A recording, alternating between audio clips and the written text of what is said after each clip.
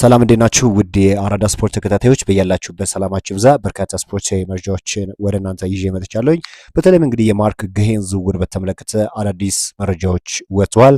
እኚህና ሌሎች ስፖርታዊ መረጃዎችን ወደ እናንተ ይዘን ቀረብን። እስከ ፕሮግራማችን መጠናቂያ ድረስ አብራችሁን ቆዩ። ማርክ ጌሂ ከአርሰናል ጋር በክረምት ሊደረግ ስለሚችል ዝውውር ጥሪዎች እየደረሱ በመሆኑ ሁሉንም አማራጮችን ለማጤን ከቤተሰቦችና ከወኪሎቹ ጋር ጊዜ ወስዶ እየተወያየ ይገኛል። በተጨማሪ ሚካኤል አርቴታ የተጫዋቹ ትልቅ አድናቂ ሲሆን አርሰናልም ፍላጎት እንዳሳየ ነው እየተገለጸ የሚገኘው። ሲቲዎች እንግዲህ በጌሂ ጉዳይ ላይ ከፓላስ ጋር ስምምነት ላይ ለመድረስ እንደሚችሉ እርግጠኞች ናቸው። ነገር ግን መወሰን ያለበት ተጫዋቹ ውሳኔውን ለመወሰን ከቤተሰቦችና ከወኪሎቹ ጋር ጊዜውን እያሳለፈ ነውና አርሰናል በክረምት ዝውውር ሊያስፈርሙት እንደሚችሉ ስላወቀ እንደሆነም ተገልጿል። አርሰናል እንግዲህ የረጅም ጊዜ የማርክ ጌሂ ፈላጊ እንደሆነ ነው እየተገለጸ የሚገኘው። እንግዲህ ጌሂ በክሪስታል ፓላስ እስከ ክረምት ድረስ መቆየት እንደሚፈልግና ከማንቸስተር ሲቲ ይልቅ ሊቨርፑልና አርሰናልን ይመርጣል ተብሏል። ከዚህ በፊትም ለመናገር ሞክሬ ነበረ። በሊቨርፑልና በአርሰናል ላይ ከፍተኛ የሆነ ፍላጎት አለው። አርሰናልም እንግዲህ ለረጅም ጊዜ በማርክ ጌሂ ላይ ፍላጎት የነበረ ሲሆን ጌሂን ክረምት ላይ ሊያስፈርሙበት የሚችልበት መንገድ ሰፊ እንደሆነና አርሰናልም ከጌሂና ወኪሎቹ ጋር በንግግር ላይ እንደሆነ ነው እየተገለጸ የሚገኘው። ስለዚህ አርሰናሎች በማርክ ጌሂ ዝውውር ላይ በርትተው የሚሰሩ ከሆነ ተጫዋቹ እንግዲህ ወደ አርሰናል የመምጣት ከፍተኛ የሆነ ፍላጎት እንዳለው ነው እየተገለጸ የሚገኘው። በተለይም ደግሞ አሁን እንግዲህ አርሰናሎች ተጫዋቹን ለማስፈረም ከፍተኛ የሆነ ፍላጎት እንዲያሳድሩ ካደረጋቸው ምክንያቶች ውስጥ የሚጠቀሰው የሄንካፔ መጎዳትን ተከትሎ የማርክ ጌሂ ዝውውር አይቀሬ እንዳደረገው ነው እየተገለጸው። በተከላካይ ስፍራ ላይ እንግዲህ ማርክ ጌሂን ማስፈረም የሚችሉ ከሆነ ተጫዋቹ በተለያዩ ፎርሜሽኖች መጫወት የሚችል አይነት ተጫዋች እንደሆነ ይታወቃል። በባክስሪ እንዲሁም በባክፎር መጫወት የሚችል በኦሊቨር ግላስነር ስር በሚገባ ራሱን ማስመልከት የቻለ ተጫዋች ነው እና አርሰናሎችን ጨምሮ በርካታ የአውሮፓ ክለቦች በተጫዋቹ ላይ ከፍተኛ የሆነ ፍላጎት እንዳላቸው ነው እየተገለጸ የሚገኘው። ተጫዋቹ እንግዲህ ከለንደን የመውጣት ፍላጎት የለውም እና አርሰናሎች የሚገፉበት ከሆነ ተጫዋቹን በቀላል ያገኙታል ተብሎ ነው የሚጠበቀው። አሁን ካለው ሁኔታ አንጻር እንግዲህ አርሰናል በጣም ጥሩ ወይም ቶፕ የሚባል ደረጃ ላይ ያለ ክለብ እንደሆነ ይታወቃል። በሊጉም በደረጃ ሰንጠረዡ በቅድሚያ ላይ የተቀመጠ እንደሆነ ይታወቃል እና ሁሉም ተጫዋቾች አርሰናልን የመምረጥ እድላቸው ሰፊ ነው። ማርክ ጌሂም እንግዲህ ወደ አርሰናል የመምጣት ከፍተኛ ፍላጎት እንዳለው ነው እየተገለጸ የሚገኘውና አሁን ይህንን ተጫዋች ለማስፈረም በርካታ የሆኑ ስራዎችን ይሰራሉ ተብሎ ይጠበቃል። ቡካዮ ሳካ በአርሰናል ቤት የሚያቆየውን አዲስ የ5 ዓመቱን ለመፈራረም ተስማምቷል።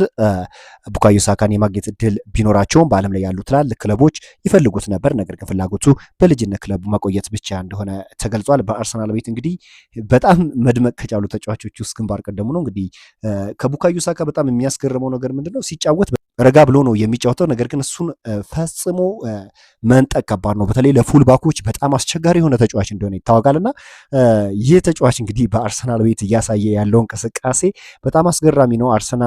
አርሰናሎች በሳካ ብቃትና ደግሞ አዲስ ኮንትራት ለመፈረም መስማማቱ በጣም ጥሩ የሚባል ዜና ነው ለአርሰናል ደጋፊዎች እና ይህ ተጫዋች እንግዲህ 5 ዓመት የሚያቆየውን ኮንትራት ለመፈራረም እንደተስማማ ነው እየተገለጸ የሚገኘው። ስለዚህ በሚመጡት ጊዜያትም አርሰናሎች ሳካን ግልጋሎት ያገኛሉ ተብሎም ይጠበቃል። ሌላኛው እንግዲህ ከዚህ በፊት አርሻችሁ ነበርና አርሰናል የቲኖ ሊቨርመንቶን ሁኔታ በጥብቅ እየተከታተሉት እንደሆነ እየተገለጸ ይገኛል። ለቲምበር እንግዲህ በቂ የሆነ ተቀያሪ ወይም ናቹራል የሆነ ፉልባክ ያስፈልጋል። ልጁ በማጥቃቱ ላይ በጣም ጎበዝ ሲሆን ቲምበር እንግዲህ ድክመቶቹ ይታወቃል። ክሮስ ማድረግ ላይ ይህን ያህል ጥሩ የሚባል አይደለም። ነገር ግን በመከላከሉ ረገድ እንደ ቲምበር የተዋጣለት በጣም ድንቅ የሆነ የፉልባክ ተጫዋች እንደሌለ ይታወቃል እና አርሰናሎች እንግዲህ ይህንን ተጫዋች ለማስፈረም ሊያጢኑበት እንደሚችሉ ነው እየተገለጸ የሚገኘው። በኒውካስል ቤት እንደምታውቁት በጣም ድንቅ እንቅስቃሴን ማስመልከት የቻለ ተጫዋች እንደሆነ ይታወቃል እና ሊቨርመንቶን አርሰናሎች አሁንም ክትትላቸውን ቀጥሏል። ተጫዋቹን ለማስፈረምም በርካታ የሆኑ ስራዎች መስራታቸውን የሚቀጥሉበት ሁኔታ እንዳለ ነው እየተገለጸ የሚገኘው። ሚካኤል አርቴታ እንግዲህ ለፖርትማውዙ ጨዋታ በቡድኑ ላይ ከፍተኛ ለውጥ ስለማድረግ ሲጠየቅ የሰጠው ምላሽ ይህንን ይመስላል። እንግዲህ ማን ዝግጁ እንደሆነና ለዚያ ጨዋታ መመለስ የሚችሉ ተጫዋቾች መኖር አለመኖራቸውን አብረን የምንመለከት ይሆናል። በቀጣዮቹ ጥቂት ሳምንታት የሚጠብቁንን ጨዋታዎች ግምት ውስጥ በማስገባት ሁኔታዎችን መቆጣጠር ይኖርብናል። እኔ እንደማስበው በተለያዩ ውድድሮች አራት ከሜዳው ውጪ የሚደረጉ ጨዋታዎች አሉብን። ሁሉም ተጫዋቾች ተሳታፊ መሆኑን ማረጋገጥ አለብን። ብቃታችንን ጠብቀን ጨዋታዎችን ማሸነፋችንን እንቀጥላለን። ያንን ሁኔታም በጥንቃቄ መያዝ ይኖርብናል ሲል ሚካኤል አርቴታ ተናግሯልና የቡድን ለውጥ ወይም ሮቴሽን ይኖራል ተብሎ ይጠበቃልና አላስፈላጊ የሆኑ ጉዳቶች ፕን የማድረግ እድል ስለሚኖራቸው ስለዚህ አርሰናሎች ጥንቃቄ ማድረግ እድል እንዳላቸው ነው እየተገለጸ የሚገኘው።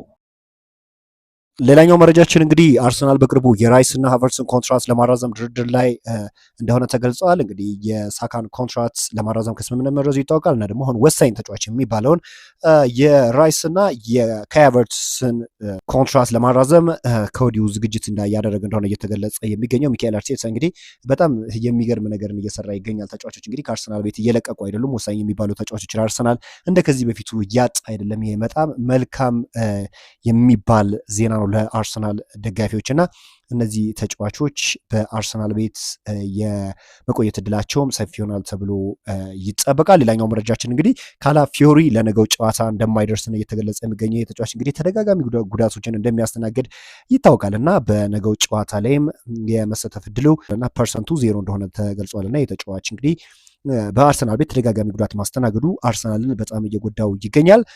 በውድድር ዓመቱ እንግዲህ 10 ክሊንሺት መድረስ የቻለ የመጀመሪያው ቡድን አርሰናል መሆን ችሏል። በመከላከሉ ረገድ የሚያሳየው ጥንካሬ ለዚህ አርሰናሎች አሁንም ቢሆን በመከላከሉ ረገድ የሚታሙ ክለቦች አይደሉም። በማጥቃቱ ረገድ አንዳንድ የሚነሳባቸው ጥያቄ ቢኖርም እንኳን በመከላከሉ ረገድ ጥያቄ የሚነሳበት ክለብ አይደለም። የገብርኤል ማጋሌሽ እና የሳሊባ ጥምረት የትኛውም ክለብ የሚመኘው አይነት ጥምረት እንደሆነ ይታወቃል እና ጥሩ የሚባል ወይም በጎ የሚባለው ነገር አርሰናል አሁንም በመከላከሉ ረገድ በጣም ጥሩ የሚባል ነገር ነውና ፒየሮ ሂንካፒ እንግዲህ የሃምስትሪንግ ጉዳት እንዳጋጠመው በመፍራት የአርሰናል ሰዎች ምርመራ እንዳደረጉለት ነው እየተገለጸ የሚገኘው።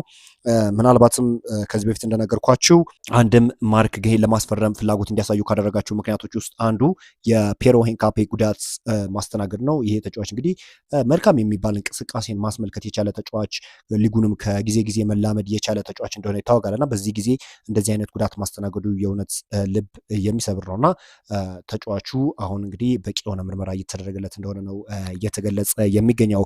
የሃምስትሪንግ ጉዳት የመሆን እድሉ ግን ከፍተኛ እንደሆነ እንዲሁ ተገልጿል።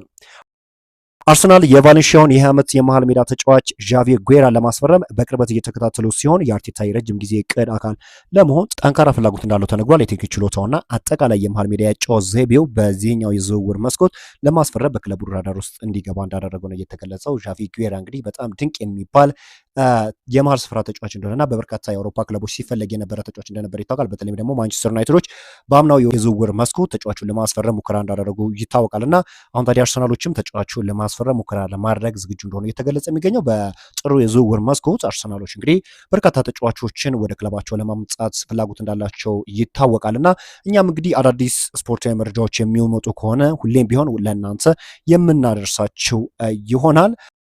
በዛሬው ዕለት እንግዲህ አርሰናል የተመለከቱ ስፖርታዊ መረጃዎች ይመስላሉ። በአዳዲስ ስፖርታዊ መረጃዎች እስክንገናኝ ድረስ መልካሙን ተመኘሁ።